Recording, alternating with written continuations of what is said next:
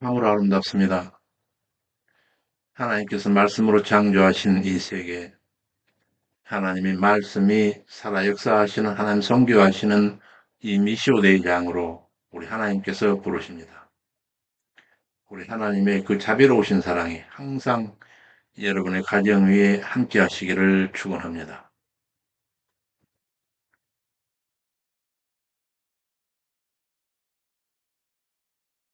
제 카페입니다.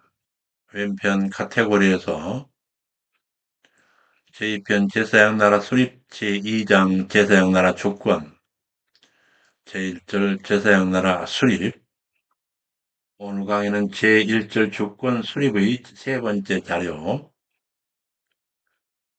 111번으로 제25강이 되겠습니다. 제 교재로는 구약 상권 205에서 216쪽, 성경 본문으로는 출애굽기 4장 29절에서 10장 29절까지의 내용이 되겠습니다. 소명을 받던 모세가 안사코 그 소명을 피하러 여러 변명들을 늘어놓았지만 결국은 여호와의 뜻대로 백성들을 구원하기 위하여 애굽을 향해 떠난 장면을 지난 시간에 살폈습니다. 드디어 모세가 애굽에 도착합니다. 람셋에서 돌아온 사명자 모세. 출애굽기 4장 29절에서 31절입니다. 모세와 아론이 이스라엘 자손의 모든 장로를 모으고 아론이 여호와께서 모세에게 명하신 모든 말씀을 전하고 백성 앞에서 이적을 행하니 백성이 믿으며 여호와께서 이스라엘 자손을 돌아보시고 고난을 감찰하셨다 함을 듣고 머리 숙여 경배하였더라. 모세의 제1차 출애굽 요구와 그 후과 바로 향하여 제1차 이스라엘 백성들의 출애굽을 허락하도록 요구합니다. 성경 보면 출애굽기 5장 1절에서 5절 그 후에 모세와 아론이 가서 바로에게 이르되 이스라엘 하나님 여호와의 말씀에 내 백성을 내보내라 그들이 광야에서 내 앞에 절기를 지킬 것이니라 하셨나이다.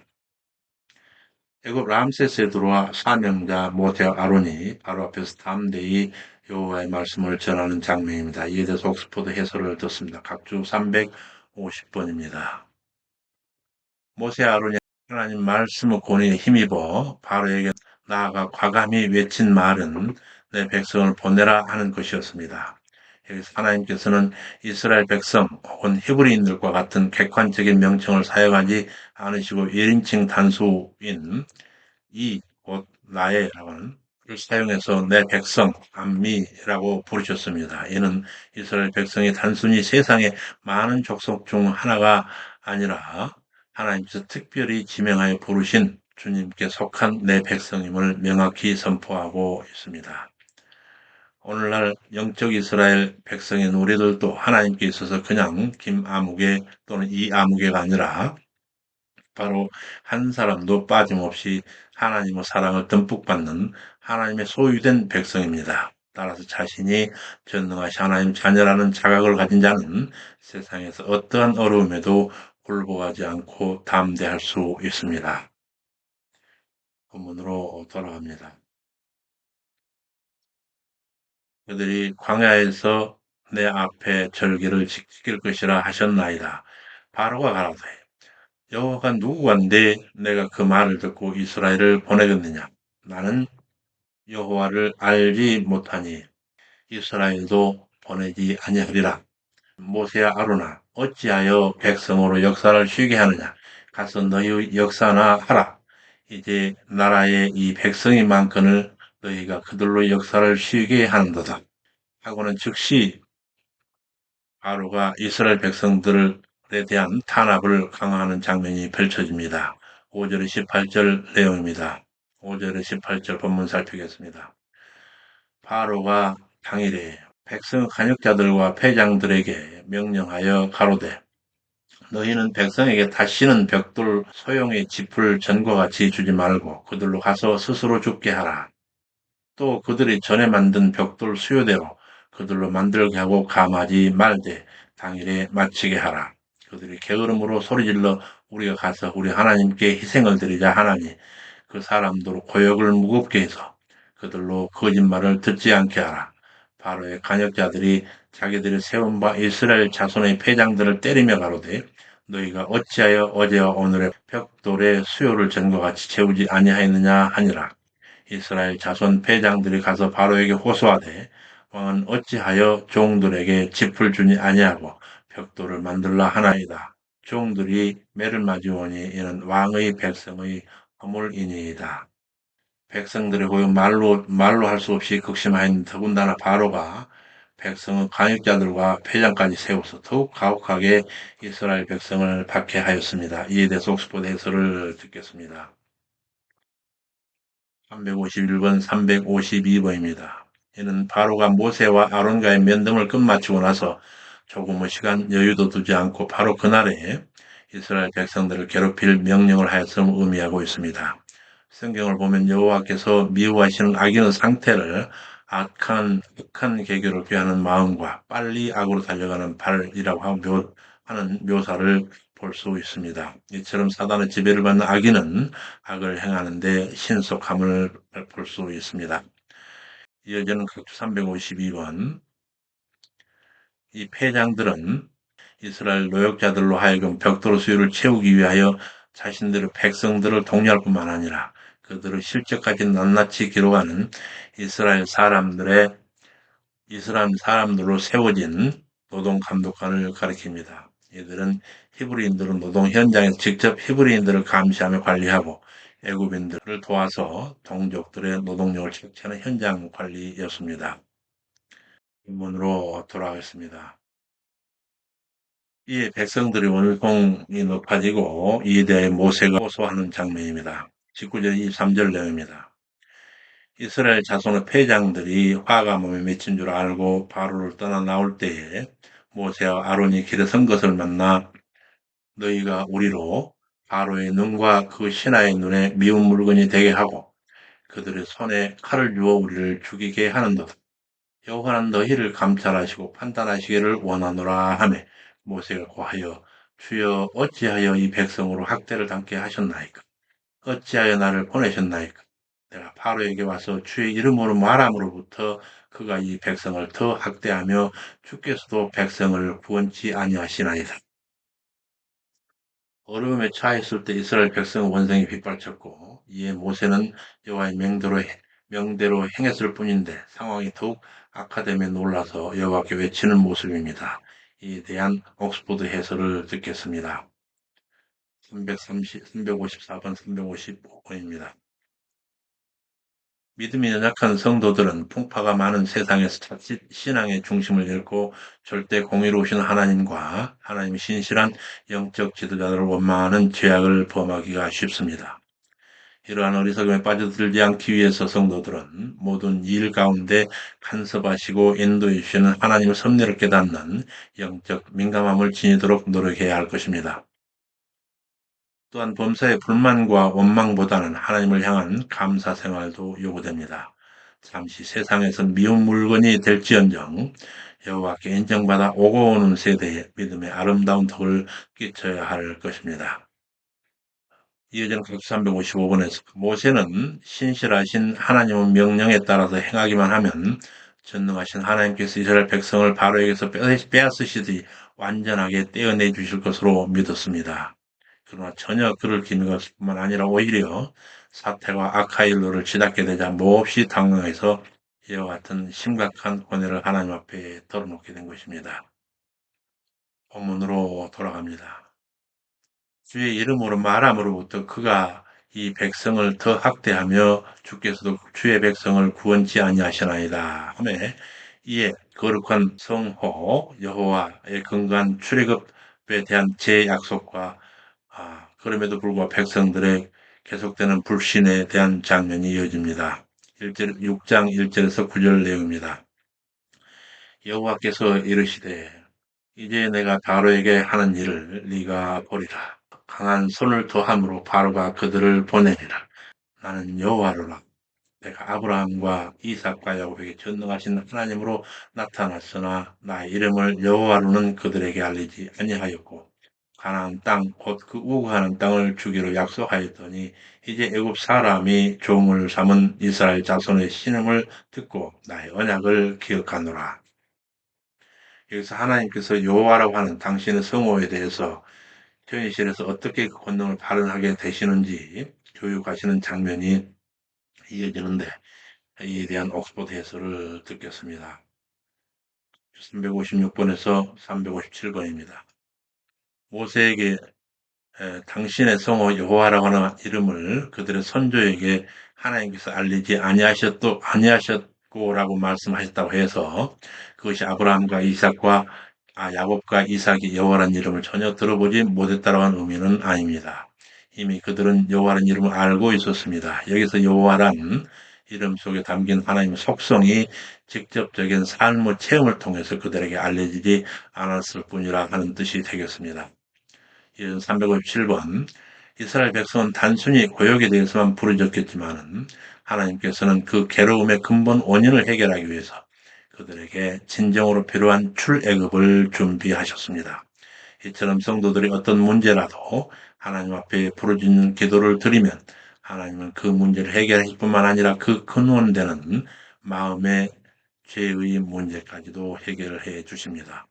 따라서 우리들은 어떤 경우에도 실망하여 낙담하지 말고 기도에 전혀 힘써서 하나님의 놀라운 능력을 체험하고 온 세상에 이를 확신을 가지고 증거해야 할 것입니다.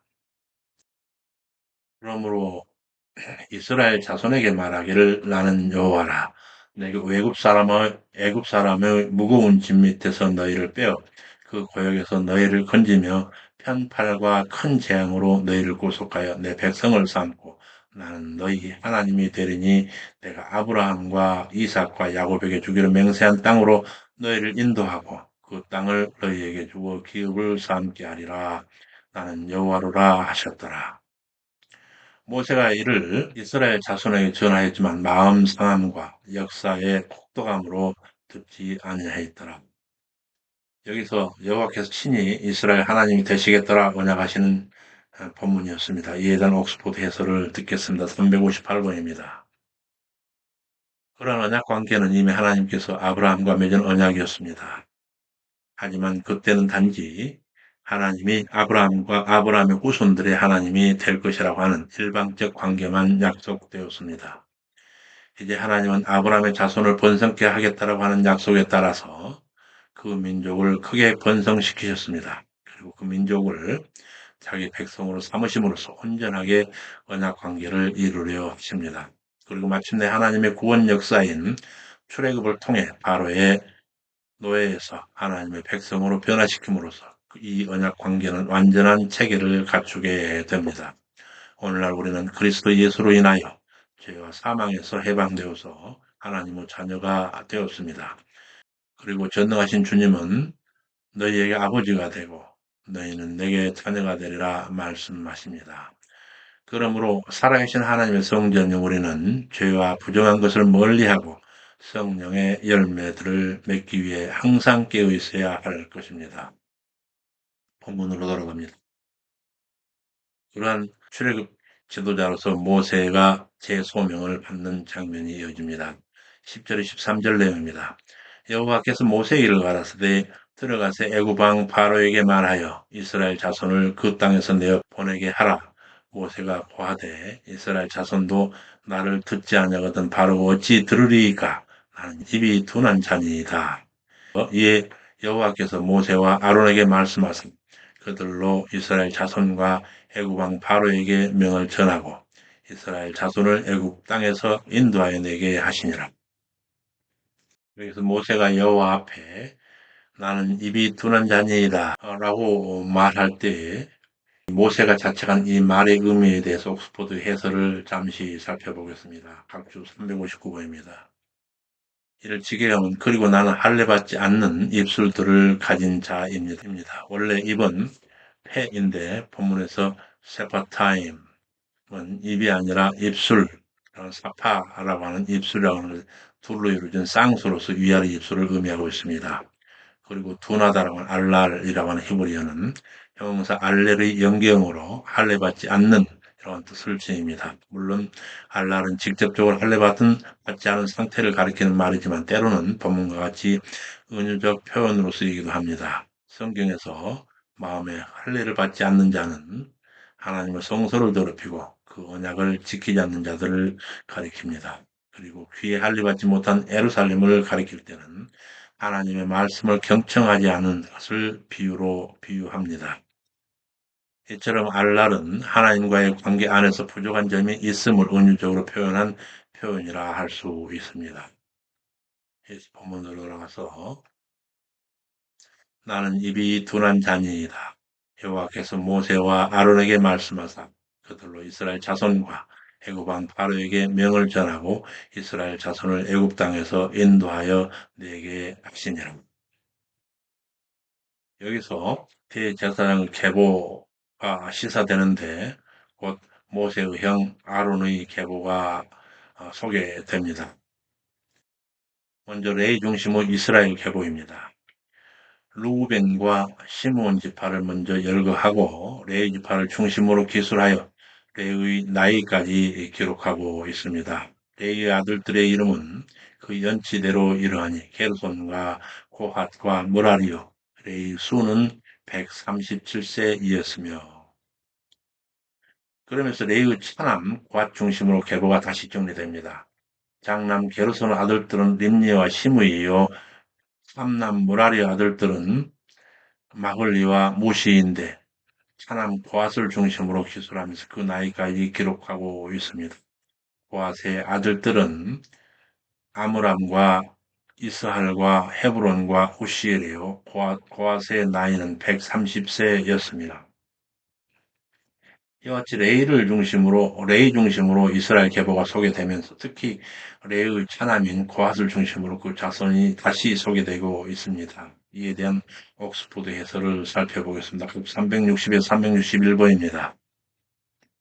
여기서 갑자기 출애굽을 이루기 위한 모세와 아론의 사역에 대한 기록이 중단되고 이스라엘 족속 계보가 등장합니다. 그럴 뿐만 아니라 특이하게도 이스라엘 열 지파의 족보가 다 기록되지 않고 루벤과 시몬과 레이 지파만 나타나고 그 중에서도 레이 지파의 아론을 중심으로 한 제사장들의 계보가 그 중심을 이루고 있습니다.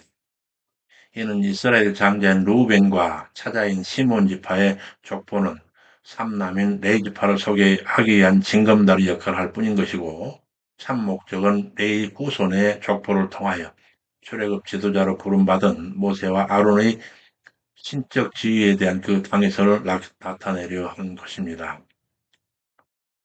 그러면서 레이 아들들에 대해서 다음 각주 361번 게르손은 레이의 장남입니다.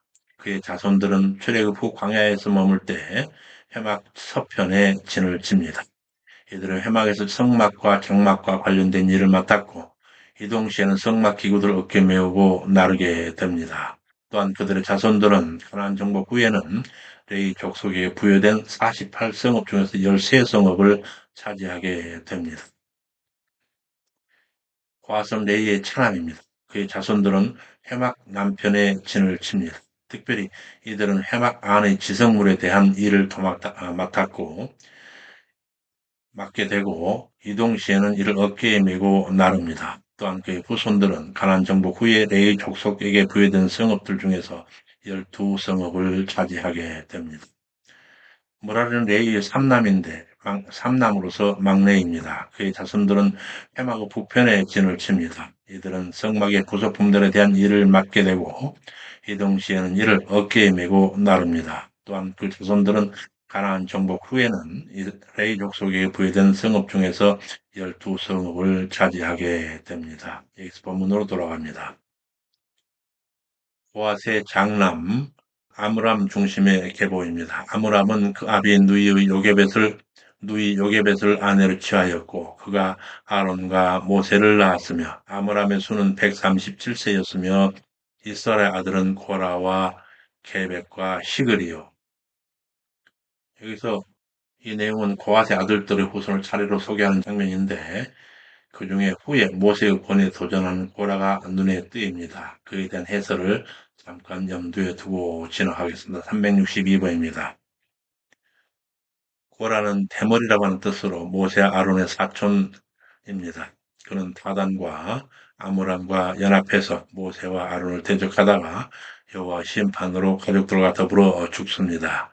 그의 남은 후손은 훗날 성막의 문지기 직책을 맡게 됩니다. 그리고 우시엘의 아들은 미사엘과 엘사반과 시들이요. 이어 아므람의 장남 아론 중심의 계보가 소개되는데 이들이 대제사장 가문이 됩니다. 아론이 아비나답의 딸 라손의 누이 엘리세바를 아내로 취하였고 그가 나답과 아비후와 엘르아살과 이드마를 낳았으며 여기서 곁가지 아론의 사촌 고라의 아들들은 아실과 엘가나와 아비사베니 이들은 고라 사람의 족장이요 아론의 아들 엘르아살이 부디에르 딸 중에서 아내를 취하였고 그가 비느하스를 낳았으니 이들은 레이 사람의 조상을 따라 가족의 어른들이라. 여기서 이스라엘 백성을 위하여 여호와 성전에서 제사를 집전하게 될 대제사장 신분을 가진 어른으로서의 인물들이 소개되고 있습니다. 360번, 364번입니다. 누가 누구를 취해서 아들을 낳은 사실을 기록하다 본문은 특별히 아론의 아들들이라고 하는 문구를 추가하여 본 계보가 이스라엘의 최초의 대제사장인 아론을 중심으로 기록된 것임을 시사하고 있습니다. 게다가 첫째도 둘째도 아닌 셋째 아들 엘르아살이 본 계보의 대미를 증식하고 있는 것은 이 계보가 단순히 출생 순서에 따른 것이 아님을 보여주고 있습니다. 첫째와 둘째인 나답과 아비후가 여호와 앞에서 잘못 분양하다 죽은 후에 엘르아살과 이다말이 제사장 직분을 이행하였고 또한 아버지 아론이 죽은 후에 엘르아살이 이스라엘의 대제사장이 되었습니다. 이처럼 14에서 15절에 걸쳐 기록된 본 계보의 초점은 바로 아론과 엘르아살과 비느하스로 이어지는 대제사장의 계보라고 하는 점입니다. 다음 각주 364번에서 출애굽 노정 말미에 이스라엘 백성은 시딤에서 모압 여인들과 음행하고 우상을 섬기는 죄악을 저지릅니다. 그때 아론의 손자요 엘르아살의 아들 비느하스가 거룩한 분노를 발하면서 음행 중인 이스라엘 남자와 모압 여인을 죽임으로써 하나님의 진노인 연병을 멈추게 합니다. 이로 인해 그와 그의 후손에게 영원한 제사장 직분의 언약인 평화의 언약이 그에게 주어집니다. 아버지 엘라살이 죽자 그 뒤를 이어 대제사장이 됩니다. 여기서 본문으로 돌아갑니다. 이들은 네 사람 조상을 따라 가족의 어른들이라. 족장들 중에서 출애굽의 두 주역 아론과 모세의 이야기로 다시 돌아옵니다. 6장 26절 27절입니다. 이스라엘 자손을 그 군대대로 애굽 땅에서 인도하라. 여기에서 이스라엘 자손을 군대로 이렇게 칭하고 계신데 하나님께서 군대라 이렇게 칭하고 계시는데 이에 대하여 옥스포드 해설을 살피고 넘어가겠습니다. 각주 365번입니다. 그 군대대로라고 하는 말을 직역하면 그들의 군대의 따라입니다. 여기서 그들은 이스라엘 12지파를 의미하고 이스라엘은 지금 애굽에서 노예요 오합지졸이지만 장차 이들을 통해 가나안을 정복하시려는 하나님의 계획 안에서 그들을 군대라 부르고 계십니다. 이 용어는 주로 싸움이나 전쟁과 관련이 있으며 그와 관련된 직무를 수행한다는 의미를 지닙니다. 특히 군대라고 하는 용어가 회막 안에서 레인들을 수행하는 직무와 관계가 되고 있습니다. 곧 하나님을 섬기는 일이 군사들이 수행하는 일처럼 온전한 헌신과 순종 그리고 체계적인 조직이 필요한 일임을 나타내고 있습니다. 참으로 오늘날 우리들이 세상에서 하나님을 섬기는 것과 세상을 살아가는 것 자체가 영적 전쟁입니다. 우리 주변은 우리가 그냥 하나님 나라를 향해 가는 것을 방해하고 넘어뜨리는 사단의 소욕들이 너무나 많습니다.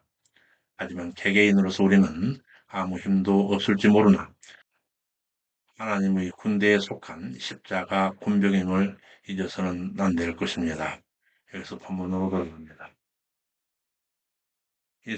이스라엘 자손을 그 군대대로 애굽 땅에서 인도하라 하신 여호와의 명을 받은 자는 이 아론과 모세요.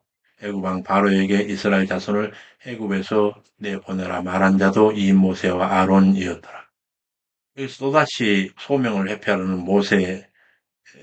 모세에 대해서 하나님께서 다시 그를 부르시는 장면입니다. 본문 6장 28절 7장 6절까지 내용. 여호와께서 모세에게 이르시되 나는 여호와라. 네게 이르는 바를 애굽 왕 바로에게 고하라. 모세가 여호와 앞에서 고하되 나는 입이 둔한 자이오니 바로가 어찌 나를 들으리이까.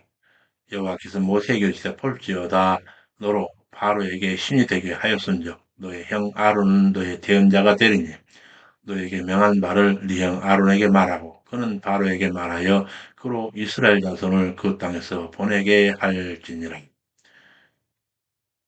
여기서 같이 입이 둔한 자라 바로가 듣지 아니할 것입니다라고 피하러 가는 이 모세에게 바로에게 모세를 신으로 삼고 그의 형 아론으로 모세의 말을 바로에게 전하는 대언자 삼겠다라고 하심에 대해서 옥스포드 해설을 다시 한번 확인하겠습니다. 366번, 367번입니다. 5장에서 모세 아론의 바로에 대한 제1차 대면 직후 고역이 가중되자 이스라엘 백성은 모세 아론을 원망하였습니다. 이에 대한 모세의 탄식대 기도에 하나님께서 출애굽을 반드시 이루겠다고 응답하셨는데 그러나 이미 낙심한 모세가 바로에게 가기를 주저하는 말이 여기서 다시 한번 똑같이 반복되고 있습니다. 그에 대하여 그런 모세를 향하여 아론을 대언자로 주고 바로에게 아론을 신같이 하시겠다고 하신 본문 말씀에 대해서 각 367번을 살펴보겠습니다.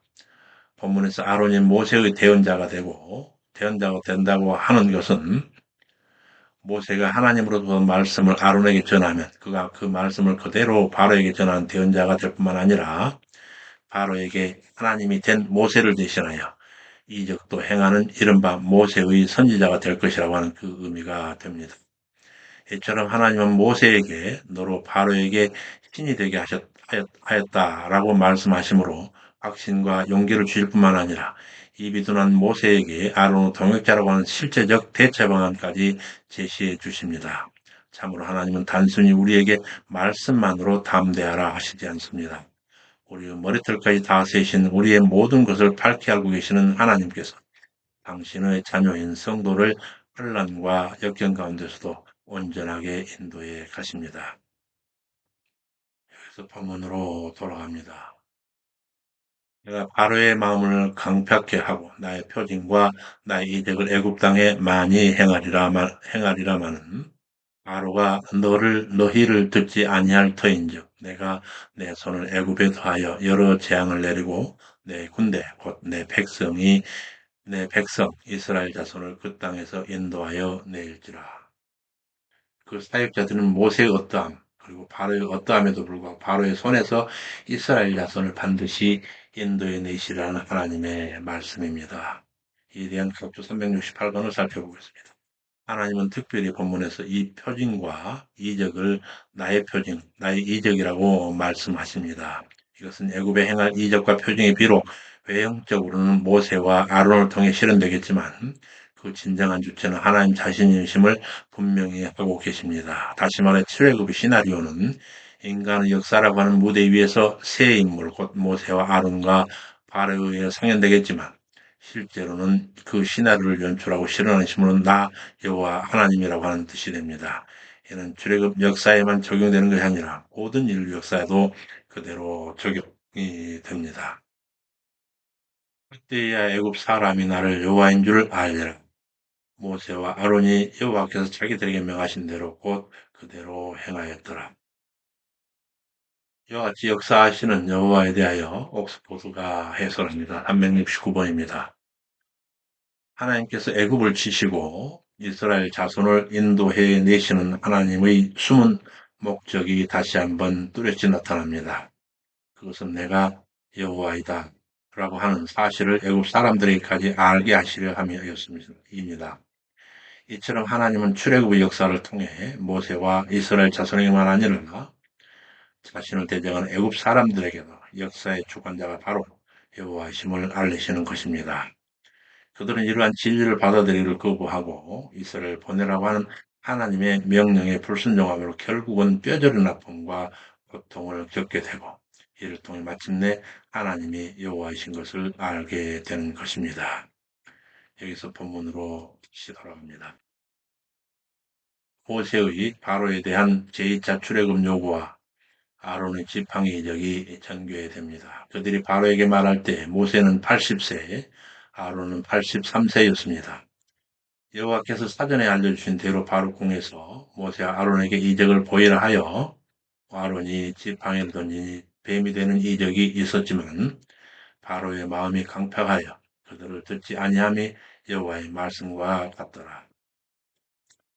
여기서 바로 앞에 굳이 지팡이를 든 이적을 행하는 모세와 아론의 모습에 대해서 옥스포드 해설을 살펴보겠습니다. 170번입니다. 고대 근동에서는 신의 사자의 자격으로 어떤 메시지를 전할 때는 어떤 특별한 이적을 보여줌으로써 그 신의 능력을 증명하고 아울러 신의 사자로서의 자기의 신분을 입증하는 것이 일반적인 관행이었습니다. 모세가 이적을 행하니 바로는 너희를 보낸 신의 능력이 이 정도냐? 그렇다면 별것 아니구나. 나도 내가 데리고 있는 술객들로 그 정도는 할 수 있다라고 하는 생각하고 박사와 박수들을 불러서 그 이적을 행하게 합니다. 하지만 결과는 바로의 생각과는 전혀 다른 엉뚱한 방향으로 나타나게 되는데 아론의 지팡이가 애굽 술객들의 지팡이를 섞였다는 것은 단순히 하나님의 능력이 애굽 신들보다 뛰어나다는 것을 보여주는 정도가 아니었습니다. 그것은 이 애굽 바로의 왕권과 그 신들의 존재를 멸망시킬 것을 예고하는 장면이었습니다. 바로는 아론의 지팡이가 변하여 된 그 뱀이 그 술객들의 뱀들을 통째로 삼키는 그 광경을 현장에서 지켜보았습니다. 간담이 서늘해지는 광경이었을 것입니다. 그리고 모세와 아론이 태어나는 그 신, 곧 하나님의 큰 능력을 지닌 존재임을 느끼지 않을 수 없었을 것입니다. 여기서 본문으로 돌아갑니다. 그와 같은 이적을 베풀지만 바로의 마음이 강팍하여 그들을 듣지 아니함이 여호와의 말씀과 같이 되었는데 백성의 거처, 우거지, 고센 땅이 구별되는 애굽에서의 10대 재앙이 전개됩니다. 바로에게 이스라엘 민족의 출애굽을 위한 두 번에 걸친 모세의 요구는 바로에 의해 단호히 거부되었습니다. 이제부터는 단순한 요구가 아닌 쟁취를 위한 투쟁이 전개되는데 성경에 등장하는 각종 이적 중 출애굽을 위한 이 투쟁 과정의 규모가 가장 큰데 그것이 10번에 걸쳐 역동적으로 전개된 소위 애국의 10대 재앙이 전개됩니다. 이 중에 성경 보면 출애굽기 7장 14절에서 17절 상반절에 여호와께서 모세에게 이르시되 바로의 마음이 완강하여 백성 보내기를 거절하는도다. 아침에 바로에게 가라. 그가 물로 오리니 하숫가에 서서 그를 맞으며 그 뱀 되었던 지팡이를 손에 잡고 그에게 이르기를 히브리 사람의 하나님 여호와께서 나를 왕에게 보내어 이르시되 내 백성을 보내라. 그들이 광야에서 나를 섬길 것이라 했으나 이제까지 듣지 아니하더라. 이와 같은 일이 계속되는데 계속과 같이 하면 그들도 결국은 그들이 여호와인 줄 알게 되리라 말씀하십니다. 이렇게 해서 10가지 10대 재앙이 전개됩니다. 강팍한 애굽 바로에 대하여 여호와께서 내리신 10재앙을 살펴보는데 첫 번째 재앙입니다. 애굽의 번영의 상징인 나일강을 수호한다라고 믿고 섬기던 큰 음신을 배격하는 핏물되는 아수 재앙에 대해서 11장 하반절에서 25절까지 이어지는데 나일강의 수호신 큰 음신을 배격하는 재앙입니다. 이에 대해서 각주 371번에서 이 재앙에 대한 옥스포드 해설을 살펴보겠습니다. 하나님의 지팡이 하수를 친다는 것은 나일강에 치명타를 입힌다고 하는 것을 의미합니다. 나일강은 애굽인들에게 있어서 최대의 축복의 근원지로 거의 신적 존재로 숭배되었던 터였습니다. 이러한 나일강을 쳐서 피로 변하게 하심으로써 유일하신 여호와 하나님 당신을 알리고 하나님을 배반하고 한갓 피조물일 뿐인 자연을 숭배하는 어리석은 바로와 그의 백성들을 향한 죽음의 예고였습니다. 두 번째 재앙, 개구리떼 재앙인데 풍요와 타산의 여신으로 섬기던 개구리 모양의 헤게트 신을 벽에가는 의미를 지닌 내용입니다. 이에 대해서 각주 372번에서 옥스포드 해설을 듣습니다. 애굽인들은 이 비옥한 옥토 위로 무수히 올라오는 개구리들을 풍요와 다산의 상징으로 여겼습니다. 그래서 개구리 모양의 머리를 가진 여신 헤카 또는 헤케트를 숭배하였습니다. 그러나 하나님께서는 이처럼 개구리의 수요를 급증시켜서 애굽인들이 신성히 여기던 개구리들을 오히려 고민거리와 저주거리로 만들어서 애굽인들 스스로 자신들의 신을 경멸하도록 만드셨습니다. 세 번째 재앙, 이때 재앙이 되겠는데 본문으로 돌아가서 세 번째 이때 재앙. 이 형상을 지닌 땅의 신 아케르와 갭신을 배경하는 의미를 지닙니다. 이에 대해서 373번에서 모두 해설을 듣겠습니다. 이것은 물 속이나 축축한 곳에 알을 낳았으며 어떤 계절이라도 적당량의 물과 온도만 높으면 거의 폭발적으로 늘어났습니다. 어떻든 이 재앙은 이전의 피재앙이나 개구리 재앙이 사전에 바로 경고되었던 것과는 달리 아무런 경고 없이 바로 시작되었습니다. 이렇게 된 까닭은 바로와 애굽인들이 모세와 하나님께 했던 약속을 지키지 않아 하나님의 진노를 크게 산 까닭이었습니다.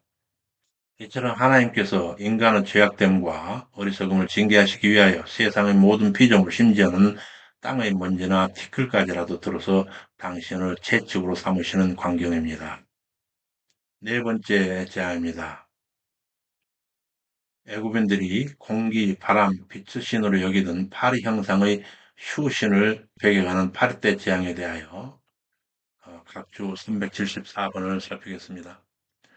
애굽은 열대성 사막 기후였기 때문에 각종 곤충들이 서식하기에 매우 용이하여 범과 같은 파리떼의 출몰은 당연할 수 있습니다. 그러나 슈 형상으로 섬기던 파리떼가 본문처럼 엄청난 양으로 애굽 전역에 떼를 지어 몰려다니며 사람을 괴롭혔으면 분명 초자연적인 현상이며 전적으로 하나님의 능력에 의한 것이었습니다.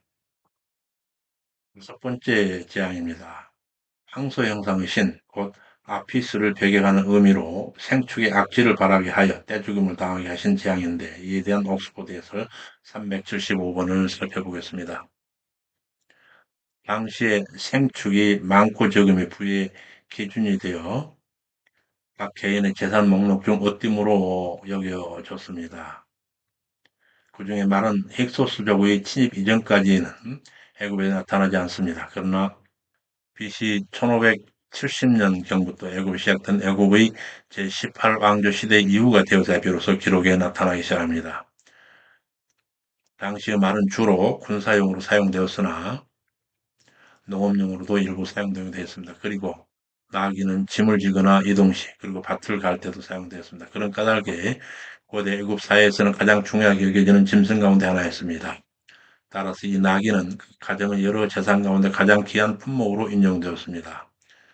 그리고 이 약대는 구약 성경 전반에 걸쳐 족장 시대로부터 포로 시대 이후에 이르기까지 언급되는 가장 보편적인 짐승 가운데 하나입니다. 이 약대 욕도는 타는데 또는 짐을 나르는데 또한 젖을 짜는 데 있었습니다. 이 약대는 낙타로 불리기도 하며 특히 장거리 수송용으로 많이 쓰였는데 그 중에서도 사막을 가로지르는 무역하는 대상들에게 있어서 절대적으로 필요한 짐승이었습니다. 성경에서 약대가 최초로 등장한 것은 아브라함이 애굽으로 내려간 때였습니다. 여러분, 사막 기후인 애굽에서 일찍부터 교통수단으로 이용되고 있었던 아주 유용한 짐승이었던 것으로 보입니다. 이와 같이 귀중한 것으로 여기고 그 생축 중에서 황소의 형상을 지닌 그 신 아피스를 배경하는 의미를 지닌 재앙을 보냈습니다. 그리고 이제 여섯 번째 재앙입니다. 질병의 여신 세크메트를 배경하는 의미를 담아서 애굽 사람들과 생축에게 독종을 바라는 재앙을 보내신 뒤에 대한 옥스포드 해설입니다. 각주 376번입니다. 예고 없이 이루어진 두 번째 재앙으로 풀무의채를 바로 앞에서 두 움큼 날리게 해서 사람과 짐승에게 독종을 바라게 하십니다. 여기서 풀무는 이스라엘 백성들을 고역을 하던 대표적인 장소였고 이 죄는 그 고역의 흔적, 그들이 당한 압제와 고통을 상징하는 것이나 마찬가지였습니다. 하나님은 그 풀무의 죄가 없이도 애굽에 독종을 내리실 수 있는 전능하신 하나님이십니다. 그럼에도 이렇게 풀무 죄를 취해서 그것으로 독종의 재앙을 일으키신 것은 바로 그것은 바로와 애굽 사람들에게 그들이 행한 죄악 곧 하나님의 백성들을 압제하고 핍박한 그 죄를 묻고 독종을 통하여 이스라엘 백성들이 당한 고통을 똑같이 맛보게 하시기 위함이었습니다. 이처럼 하나님은 그 백성이 당한 고통을 결코 그냥 지나쳐 버리시는 분이 아니시며 당신의 백성에게 고통을 주는 자에게 공의로서 심판하시는 분이십니다. 특히 이 질병은 애굽에 내려진 몇 재앙 중 사람 생명을 위협하는 최초의 재앙이었으며 마지막 심판이 행해질 종말 때에는 우상 숭배자들이나 짐승의 표를 받는 사람들이 바로 이런 질병에 걸릴 것이라고 계시록에 예언되어 있습니다. 다시 본문으로 돌아가서 일곱 번째 재앙입니다. 푸르신 아시스 그리고 하늘 여신 누트를 배경하는 의미를 담아 우박과 불과 내성을 바라게 하시는 재앙인데 이에 대한 옥스포드 해설이 377번입니다. 우박의 내림과 불덩이가 우박에 섞여 내림이 심히 맹렬하니 애굽 전국에 개국 이래로 그와 같은 일이 없었던 것이라. 이는 계시록 나팔 재앙에서 첫째 나팔에 내려질 대재앙의 예표적인 사건이었습니다. 다시 보면 돌아가서 이번엔 여덟 번째 재앙입니다. 권총의 신 세라피스, 곡물의 신 세드를 배경하는 의미를 담아 메뚜기 떼를 보내어 곡물에 미치는 곡물을 치시는 재앙에 대하여 옥스포드 해설을 듣겠습니다. 각주 378번입니다. 건동에서 발견되는 91종 메뚜기 종류 중에서도 본문과 같이 애굽 땅에 엄청난 피해를 준 메뚜기는 기동성이 뛰어나고 번식력이 특히 강한 사막 메뚜기로 추측이 됩니다. 이 사막 메뚜기들은 엄청난 수가 떼를 지어다니면서 3일 동안 쉬지 않고 날 수 있으며 무려 2,000km를 날 정도로 2,000km 정도를 날아갈 수 있다고 합니다. 그리고 이것들이 한번 휩쓸고 지나간 자리는 곡식이며 초목이 완전히 황폐화되었습니다. 그래서 사람들에게 이 메뚜기 떼가 공포의 대상으로 여겨지기도 했습니다. 이는 계시록 다섯 번째 나팔재앙 무지갱의 황충우 때에 대한 예표이기도 합니다. 이번에는 아홉 번째 재앙입니다. 애굽의 주신인 태양신 라를 배경한 의미로 한치 앞도 내다볼 수 없는 깜깜한 흑암을 보내시는 그 재앙에 대하여 옥스포드 해설을 듣겠습니다. 각주 379번입니다. 애굽에 임한 아홉 번째 재앙인 이 흑암 재앙 역시 세 번째 재앙인 이 재앙과 여섯 번째 재앙인 독종 재앙 마찬가지로 사전 예고 없이 바로 임하였습니다. 그리고 또한 지금까지 애굽에 있어 왔던 여덟 가지 재앙과 마찬가지로 자연 현상을 가지고 재앙을 일으키신 하나님의 초자연적 이적이었습니다. 보통 애굽에서는 춘분을 전후로 하여 약 50여 일간 이른바 계절풍으로 불리는 서남풍이 불어오곤 했습니다. 이때에 이 서남풍은 계절풍을 타고 일명 감신이라 불리는 사막바람이 함께 동반되어 거대한 먼지구름과 모래가 애굽 전역 공중을 뒤덮고 햇빛을 차단시켰습니다. 일부 사람들은 이 흑암재앙이 바로 이 계절풍에 하나님의 능력을 더해서 생긴 것이라 보기도 합니다. 그러나 비교적 익숙해 있던 계절풍에 의한 재앙이라면 단 3일 만에 바로가 그렇게 쉽사리 모세에게 항복하지는 않았을 것입니다. 더욱이 본문 22절에서 캄캄한 흑암, 셰크 아펠라라고 하는 말은 일반적으로 어두움을 표현하는 경우가 아니라 주로 두려운 하나님의 심판, 특히 여호와 날에 임하게 되는 어두움을 나타내는 것으로 이 흑암이 계절풍이나 일식 등에 의한 자연 현상이 아니라 하나님에 의한 초자연적 현상임을 나타내고 있습니다. 따라서 이 흑암은 자연 물리학적으로는 전혀 알 수 없는 하나님의 초자연적인 재앙이라고 하는 사실을 더욱 강력하게 뒷받침합니다.